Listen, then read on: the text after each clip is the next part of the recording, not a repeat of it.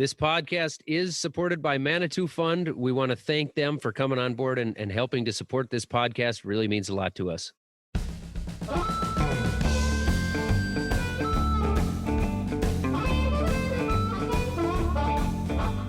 Hey everyone, I am Mitchell Hora. And I am Zach Johnson, and this is the Fieldwork Podcast, brought to you by farmers, for farmers. This show is all about what is working and what is not when it comes to sustainable agriculture. Today we're going to look into hemp. And, it was illegal for many years, but now it's making a comeback in the ag industry. Yeah, that's right. In the 2018 Farm Bill, the federal government took hemp off the list of controlled substances. So that means that now it's up to the states to decide whether or not they want to legalize hemp. So far, there's only a handful of states that actually have commercial programs, but a lot have launched pilot programs. And I know Minnesota was a pretty early adopter when it came to some of the pilot programs out there. We actually looked into hemp ourselves, maybe even like 5 years ago now. But there was some glitches when it came to, the hoops you had to jump through if we were going to plant this stuff, and kind of you had to put up signs saying what it was. And then you also were very encouraged to have it in a field hidden from the general public, just so that you weren't planting it on a major highway. The sheriff really wasn't too fond of what we were thinking, and then we get into the financing aspect of things where a couple of our lenders who finance other parts of our operation, they were saying, hey, this is a federally illegal crop. We can't support you planting that. And so if you make the decision to do that, we're going to have to make the decision to not work with you when it comes to the financing anymore. So I know that was a big hurdle for us at the time. I know some of that's changed now. I think lenders are not really, they're not supposed to look at growers that way anymore when it comes to hemp production. So I know a lot of that's changing. A lot of this has really changed in just the last few years, and I'm sure it will continue to change as we move forward. Yeah, that's massive. And that's really, really early to be on kind of this hemp new wave of hemp growing, really. But I think the good clarification there, though, too, is, there's a lot of regulation behind this. But for the most part, the hemp that we're talking about is not the kind of stuff that does things to your psychedelic. This is just, talking about maybe CBD hemp, but also industrial hemp as well. It's more so the oil and fiber production really is what we're looking at here. But I think, there are people in the general public that potentially wouldn't really understand the difference here between hemp and marijuana. So it can get, it can be a sticking point that way. And it's interesting what has happened with hemp just in the last few years, and it'll be interesting to see what happens with it going forward. Yeah, you're right. And definitely still a long way to go with this new industry, but there are plenty of different states that are getting on board. Kentucky and North Carolina, places like that are really starting to pick up their production of hemp. Yeah, we know a lot of people really want to learn about this. So today we're actually going to bring you the story of a farmer who dipped his toe into hemp production last year, Scottie Thellman of Juniper Hill Farms in Lawrence, Kansas. Yeah, I did this interview solo last season while Zach was tied up with his harvest. So Scottie was a really interesting guy. That he's a young farmer, first generation farmer, didn't really have the capital to really get going and play in the commodity space. Now he's really diversified his operation. He grows about 70 different crops, including a lot of different kinds of veggies, hay, some organic and conventional corn, wheat, soybeans, a wide array of things. Here's a clip of him talking about the path that he went down to get to this point. Being first generation, I had hoped finishing up Iowa State that, the vegetables were growing, but I was ready to start jumping in and really trying to up my row crop game, and start doing, 400, 500, 1,000 acres of row crops. But it just turned out to be challenging financially, as somebody in their early 20s who's really just getting started. To buy a bunch of this equipment to manage that kind of acreage, where if you're just buying hands and it was just a number of years ago. I had 400 or 500 acres that I was renting and then basically having custom farmed. Right. And I could make a little bit, and it wasn't too hard. It was just driving around and writing checks and shaking hands and looking like I grew the crop. But at the end of the day, you started realizing that the time you had in it for what you were getting back, because you couldn't afford that combine or that planter. It just didn't make sense. Yeah. So then last spring in 2019, Scottie also tried growing some hemp. We got an update from him recently, and he says that for this year, for 2020, with the coronavirus pandemic, it's way more lucrative for him to actually skip the hemp production side of things and focus his acreage on veggies like kale, tomatoes, lettuce, things like that. People may not be going out, but they're still definitely eating a lot of those crops that he grows. He also just launched a grocery delivery business, so that's keeping him really busy. It makes more sense for him to focus on all of that, really, rather than, the much more uncertain hemp market that we have going on right now. But Scottie says he may give hemp another try next year. Meanwhile, we figured his experience as a first-timer will probably still be really interesting for a lot of you to hear. When Kansas opened up the industrial hemp research program, we kind of said, why not? And just jumped in. We figured it'd be fun to grow a new crop. We always love growing something new and different. So yeah. So how did that work? So this is just for research purposes for the most part. Yes. with K-State or with KU? Kansas Department of Agriculture. Okay, with Kansas. So yeah, we have a permit with the Kansas Department of Agriculture for our hemp program.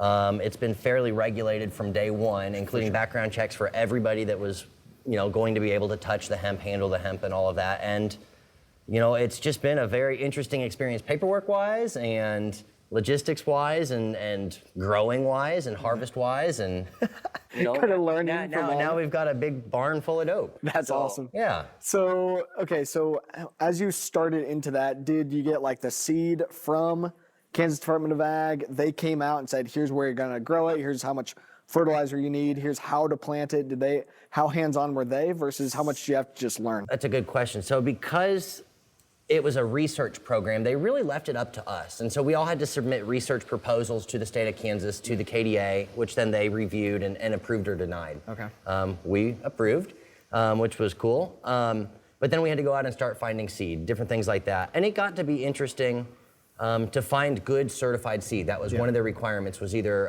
AOSCA certified or State Department of Ag certified. And that got to be pretty tricky as you started talking to people all over the country.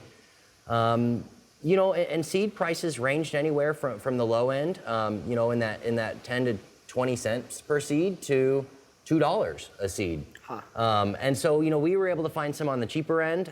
My whole goal with this was to not go in, gangbusters and start dropping tons of money like a lot of people in Colorado or Washington State or Kentucky started with, and I think are seeing some issues, on the return end. So you're telling me I need to sweep up your floor because there's seeds all over the floor here. So if I swept up your floor, I would make a lot of money. Yeah, if it were certified. Oh, if it were certified. But maybe you could be one of those brokers that's a little on the sketch side. Under the table. But, yeah. But anyway, we planted them in a greenhouse after we received the seed. We started them in one of our greenhouses that we start vegetable transplants and everything in. And from there, essentially transplanted them out into our field with the same water wheel transplanter we use for tomatoes and lettuce and kale. And it was very similar to growing a tomato plant. Huh. I mean, if any of you guys are good at growing tomato plants at home, it's not too much different. So coming to a tomato farmer near you, you're diversifying your operation, you're growing hemp now. I like growing it. CBD. Okay, so what was the timeline on this? So get it straight in my mind and everybody's mind, like, was this in April 2019? What's kind of the timeline of how all this happened? The Farm Bill passed kind of late summer last year. Yeah. Kansas came in with an initial pre-application last November that essentially a friend kind of convinced me to apply for, just out of curiosity to see, how we might develop our research program. We were approved for that, but then we had to then resubmit an approval to the Department of Ag that was due at the end of February. We found out middle of April that we had received the licenses. We paid our licensure fees and then had the seed about 3 days later and started planting in the greenhouse, I think, April 19th. Okay. So right around that 420. That's when we started planting corn. Yeah, that's on 420. Yeah, right that's around hilarious. 420 everybody talks about. So transplanted in April, and then you're watering it, fertilizing during the year, split applying. How does that kind of work? Yeah, so we came in and essentially laid drip line, just like we would with lettuce, kale, or anything like that. And then we were doing a combination of both foliar fertilizer and drip line fertilizer, through the drip line fertigation. Yep. You know, as I said earlier, it's very similar to a tomato plant in terms of needing nitrogen to get started, but then once it starts getting to the floral stage, you really cut back on the nitrogen. You don't want overgrowth. For sure. You know, and that's when you're going in with your P and your K and your micros and really hitting it. Calcium was also a really big thing. For sure. We had an agronomist in the area who was kind of our third-party research, which was something I really wanted to make sure we had. I mean, Kansas Department of Ag didn't require it. However, it just didn't seem right to me to have a research program without a third party being able to do soil samples, tissue samples, and really have that unbiased approach. So Jason was out here in the season just about every week, crop scouting. You know, and I think one thing, you know, I've seen a lot of other growers of hemp in the region, especially the larger farmers, go into it, of thinking about it as a traditional row crop, which down the road will be there. Especially for the fiber and the seed, you know, as we get into the larger scale production. But, you know, growing this this floral variety, you know, the CBD varieties, it is very much more like a vegetable. It's very more intensive. And so, you know, we were out there just about every day, whether it's cutting male plants or weeding. Today we're talking about hemp and my visit to Juniper Hill Farms in Lawrence, Kansas, where Scott Thellman tried growing hemp for the first time last season. So that was back in 2019. Also, just a heads up, you can see the video of my interview with Scottie on our YouTube channel at Fieldwork Talk. We'll be back after a short break.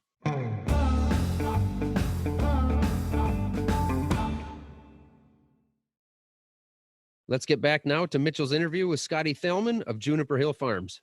Were you having any issues with like the maintaining THC levels? Because have to be really low. Yeah. THC levels as low as under a certain threshold. CBD levels as high as possible. Yeah, exactly. And so, you know, the whole goal is to, you know, and I think a lot of producers out there that are using, you know, enterprise budgets and maximizing efficiency and you know, yield curves and all of that are getting to that point of maximum yield versus maximum quality. And that's really what we were going for is, you know, how much CBD can we pump without getting THC above legal limits or beating a freeze like we had last night in terms of harvest. And so we started testing middle of August and sending a test to K-State every week where they'd test for the THC levels in the CBD.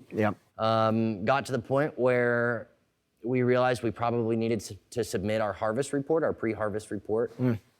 We had to submit that to the KDA 30 days prior to harvest, which for being a guy that's never grown industrial hemp, to go, I think this is the week, a month from now, we'll be harvesting. I mean, I figured we'd be harvesting in August, and we didn't start till the end of September.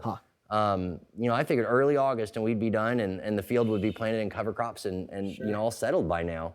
But unfortunately, doesn't work out. Yeah, we got to learn a few things this year. So what'd you see with those results and like, was anything thrown out of whack or it was basically pretty easy to just maintain the right levels? As we followed it, you saw the CBD raising about a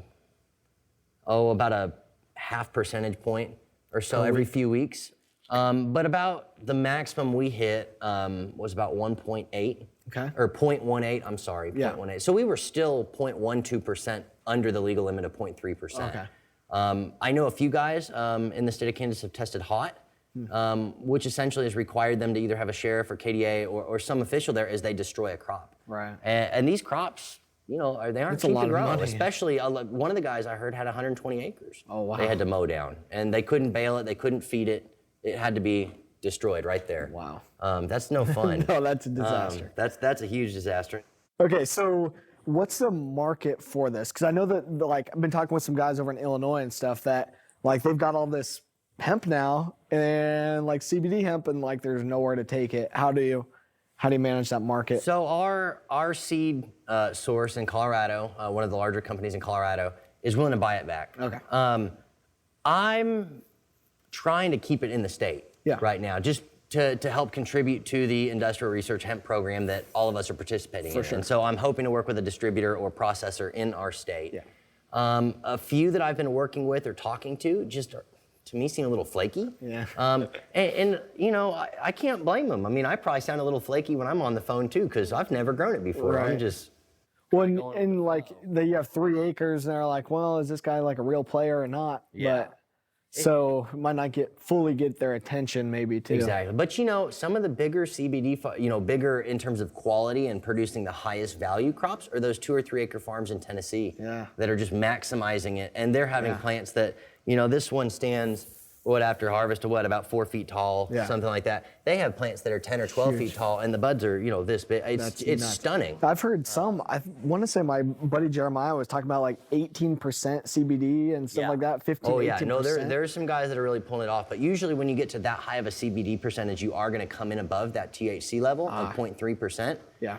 And if you're in the state of Colorado or Oregon, or different states like that, that's not so big of a deal if you have that recreational and medical grower's license as well, which I think a lot of guys in Washington State in particular transitioned from growing recreational or medical back into the CBD because it proved to be more profitable. Okay, so how much do you expect that you're going to have here? Like how many tote bags is this going to be? So a tote bag of hemp, from what I've learned, and once again, first year, so I'm a little new to this game. Right. But it's about 500 pounds. So it's not that 2,200 pound super sag. No. But about 500 pounds of floral material.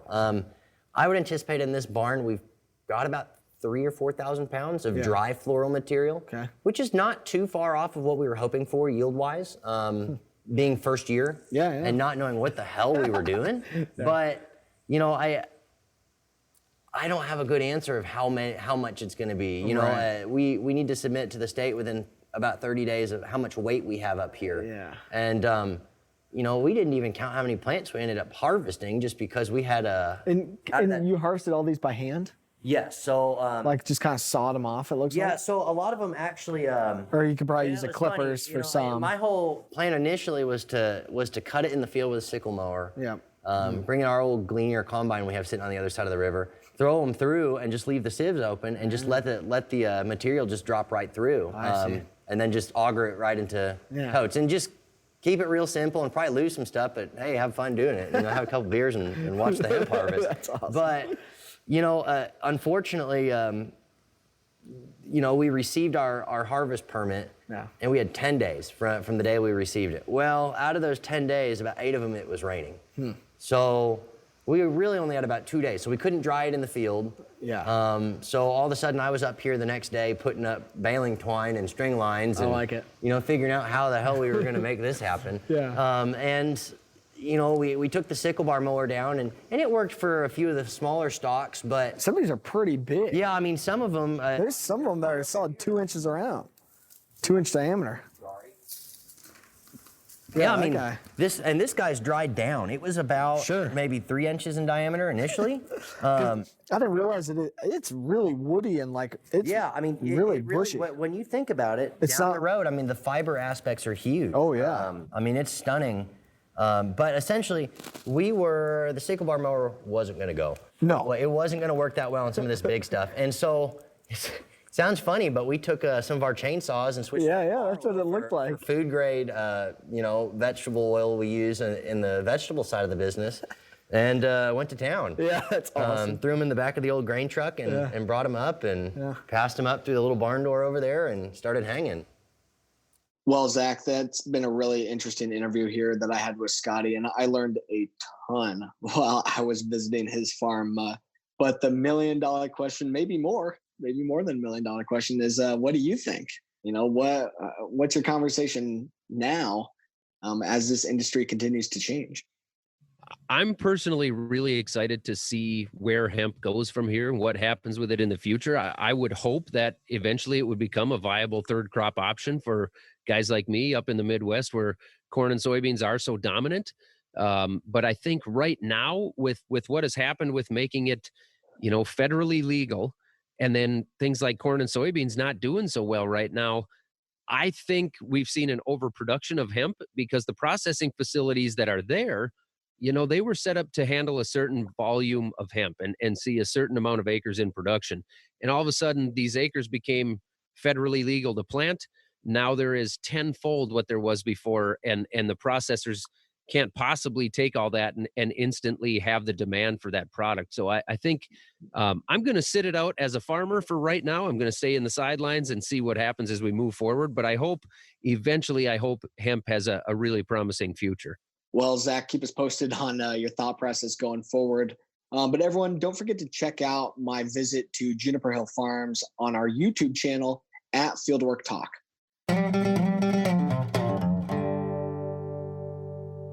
All right, it's that time on the Fieldwork Podcast. Once again, we are going to open up the listener mailbox here and see what we've got on the voicemail. I'm a little bit nervous. Zach, Mitch, this is Jake. The podcast is good. That is phenomenal. Yeah, Mitchell, there's a lot to dig into here. We're going to sit down and really hash this out. I think we should have a whole episode just on this.